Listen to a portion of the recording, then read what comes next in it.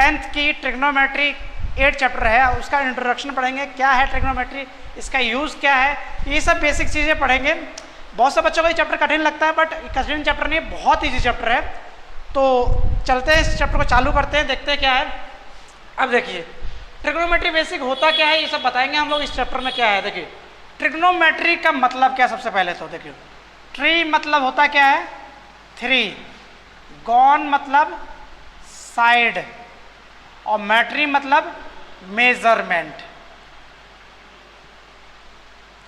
ठीक, 3 साइड वाला मेजरमेंट, मतलब इस वर्ड में ही इसका मीनिंग छुपा हुआ है कि 3 साइड वाला मेजरमेंट। मतलब समझ लीजिए कि एक बिल्डिंग है, इसके सामने मान लीजिए कोई बंदा, कोई लड़का खड़ा है या कोई भी खड़ा है, मैं खड़ा हूँ, तो यहाँ से इस बिल्डिंग की दूरी है, डिस्टेंस है 10 मीटर। और जब ये आदमी इसको देखता है, इसके टॉप पे कोई खड़ा है, उसको देखता है, तो यहाँ कुछ ना कुछ एंगल बनेगा। तो एंगल मान लीजिए 60 है। तो इस मतलब इतने इंफॉर्मेशन से हमें ये फाइंड करना होगा कि इसके मतलब इस बिल्डिंग की हाइट क्या है, और यहाँ से यहाँ तक देख रहे हैं तो इसका डिस्टेंस क्या है। तो इन सब यूज़ के लिए हम ट्रिग्नोमेट्री का यूज़ करते हैं। ट्रिग्नोमेट्री का बेसिकली यूज़ होता है आपको यहाँ से बैठे बैठे चांद की दूरी निकालना, किसी प्लेनेट की दूरी निकालना, डिस्टेंस निकालने का इस्तेमाल किया था, और कुछ नहीं है। तो हम सबसे पहले हम आते हैं इसके ट्रिग्नोमेट्री रेशियो क्या है। तो बात करते हैं trigonometry ratio. Trigonometry ratio, trigonometry ratio क्या होता है, 6 रेशियो होते हैं। पहला होता है आपका sine of angle A. Sine of angle A मतलब मान लीजिए मैं एंगल यहाँ मानता हूँ BC, ये आपका 90 डिग्री होता है, कि वो ट्रिग्नोमेट्री जो होता है हमेशा ही परपेंडिकुलर के ऊपर ही होता है, बिना परपेंडिकुलर ऊपर बेस मतलब उसके बिना संभव नहीं है। तो ये आपका एंगल है, एंगल के सामने वाला हमेशा परपेंडिकुलर होता है, जिसे हम P से डिनोट करते हैं, और एंगल के नीचे वाला ये हमेशा बेस होता है आपका, जिसे हम B से डिनोट करते हैं, और इसके सामने वाला 90 डिग्री के सामने वाला हाइपोटेन्यूज से हम S से डिनोट करते हैं। ठीक है, तो साइन ऑफ एंगल ए मतलब होता है साइन ए। हम शॉर्ट में इस तरह लिख सकते हैं, वैसे लिखा इस तरह जाता है, बट हम नॉर्मली जो यूज़ करेंगे साइन ए या फिर साइन थीटा। साइन ए साइन थीटा का मतलब होता है, अगर मान लीजिए ए ना लिखा हो तो यहाँ ये जो एंगल है इसके बाद थीटा लिख सकते हैं, फाई लिख सकते हैं, अल्फा बीटा गामा कुछ भी आता है, ये सब एंगल के ही काम करते हैं। ठीक है ना। दूसरा रेशियो होता है कोसाइन ऑफ एंगल ए, मतलब शॉर्ट में इसे लिखेंगे कॉस ए, तो होता है ये कॉस थीटा। तीसरा होता है टेंजेंट ऑफ एंगल ए, मतलब टैन ए टैन थीटा। अगला होता है cogent, cotangent of angle A, मतलब इसे शॉर्ट में लिखेंगे कॉट ए या फिर कॉट थीटा। अगला है आपका सेकेंट ऑफ एंगल ए, जिसे हम शॉर्ट में सेक ए या फिर सेक थीटा। उसका था कोसेंट, कोसेंट ऑफ ए मतलब होता है कोसेक ए या कोसेक थीटा। ठीक है, इसको थोड़ा और अच्छे से पढ़ते हैं, क्या है इसमें, कैसे यूज़ करते हैं, इसको मैं थोड़ा सा रफ कर ले रहा हूँ, रफ करके देखते हैं, इसको थोड़ा सा और अच्छे से बताता हूँ। जैसे कि मान लीजिए ये ट्रायंगल है, इसके डायमेंशन मान लीजिए यहाँ 90 डिग्री मान लीजिए बी है, ये आपका ए है, ये आपका सी है। ठीक है ना, यहाँ थीटा गिवन है। ठीक है, ये डायमेंशन ले लेता 4 सेंटीमीटर है, ये 3 सेंटीमीटर है, और ये 5 सेंटीमीटर है। ठीक है, तो हम ये क्वेश्चन में मान लो कह दिया कि जो ट्रिग्नोमेट्री रेशियो है उनकी वैल्यू क्या होगी, कैसे फाइंड करें। तो इसके लिए मैं नॉर्मली एक तरीका बताऊँ। देखिए मान लीजिए P B P H H B, इसे याद करने के लिए है बस, और कुछ नहीं है, बस वैसे कोई साइंटिफिक रीजन नहीं है, याद करने का शॉर्ट तरीका है। मतलब P अपन H मतलब परपेंडिकुलर अपन हाइपोटेनस, ये होता है फॉर्मूला साइन थीटा का।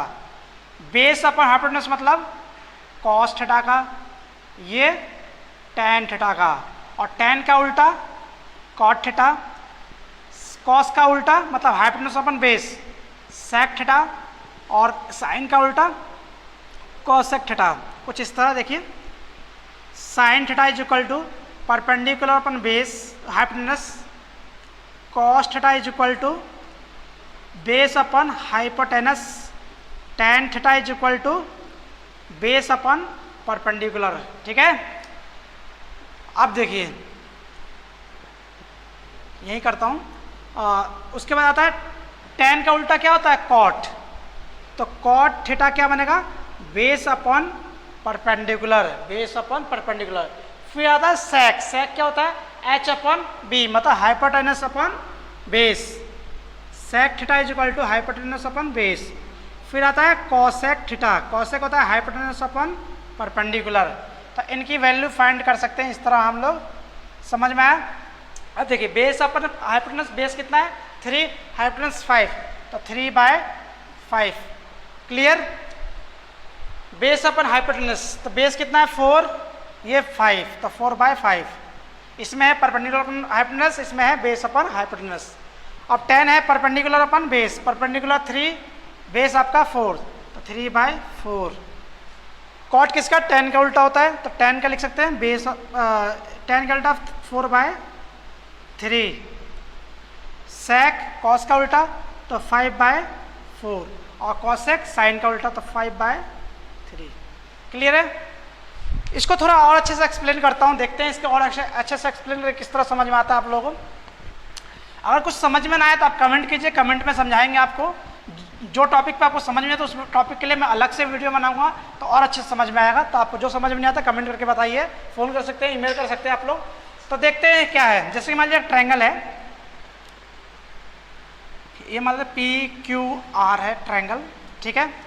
ये मान लीजिए 6 सेंटीमीटर है, ये 8 सेंटीमीटर का है, और ये हमें गिवन नहीं है, और थीटा बोल दिया यहाँ पे है, ठीक है। ये हमें हाइपोटेनस गिवन नहीं है, परपेंडिकुलर पता है, बेस पता है, हाइपोटेनस नहीं पता है। या फिर क्वेश्चन इस तरह भी आ सकता है कि ये A है, B है, C है, और थीटा बोल दिया यहाँ पे है। अब थीटा यहाँ पे है, थीटा यहाँ पे है, इन दोनों का मतलब क्या है। सबसे पहले इसकी बात करते हैं। देखिए अगर थीटा आपका यहाँ पे है तो थीटा के सामने वाला हमेशा होता है परपेंडिकुलर, और इसके नीचे वाला बेस, और जो 90 डिग्री है इसके सामने वाला होता है हाइपोटेनस। ठीक है, क्लियर है। तो इसके थीटा के सामने वाला कौन सा होगा, ये वाला परपेंडिकुलर हो जाएगा, और इसके बगल में जो है ये बेस, और ये आपका 90 डिग्री सामने वाला हाइपोटेनस है। मतलब 90 डिग्री सामने हमेशा ही हाइपोटेनस होता है, और बाकी जहाँ थीटा है उसके सामने वाला परपेंडिकुलर। इतना क्लियर, इतना डाउट समझ में आया। तो इस क्वेश्चन को करते हैं थोड़ा सा, उसके बाद और समझ में आएगा अच्छे तरीके से। देखिए क्या है, यहाँ थीटा है, ठीक है ना। तो सबसे पहले परपेंडिकुलर निकालने का तरीका क्या है, पाइथागोरस थ्योरम, जो आप लोगों को बहुत अच्छे तरीके से आता है, बहुत पहले से पढ़ते हुए 7th 8th से पढ़ते हुए आ रहे हो। तो पाइथागोरस थ्योरम क्या है, h² = p² + b²। h क्या है, PR का स्क्वायर = परपेंडिकुलर PQ का स्क्वायर प्लस QR का स्क्वायर। तो PR का स्क्वायर = PQ कितना है आपका 6 का स्क्वायर 36, QR कितना 8 का स्क्वायर 64। यानी PR = रूट में इन दोनों ये प्लस में रूट स्क्वायर है तो रूट लग जाएगा, दोनों को प्लस कीजिए 100। तो PR कितना आ गया 10 सेंटीमीटर। ठीक, अब ट्रिग्नोमेट्री रेशियो निकालते हैं। Sine theta = perpendicular upon hypotenuse, perpendicular कितना है 6/10, कट के कितना आया 3/5। Cos theta = base upon hypotenuse, base कितना है 8/10, मतलब बेस 8 हो गया और 10 हाइपोटेनस, कट के आ गया 4/5। अब आता है tan थीटा, tan होता है आपका परपेंडिकुलर अपन बेस, परपेंडिकुलर कितना है 6/8, कट के आ गया 3/4। कॉट थीटा, कॉट होता है बेस अपन परपेंडिकुलर, मतलब कि tan का उल्टा, तो tan का उल्टा 4/3 हो जाएगा। sec theta base upon hypotenuse, मतलब cos का उल्टा 5/4, मतलब हाइपोटेनस अपन बेस होगा ना, बेस का इसका उल्टा।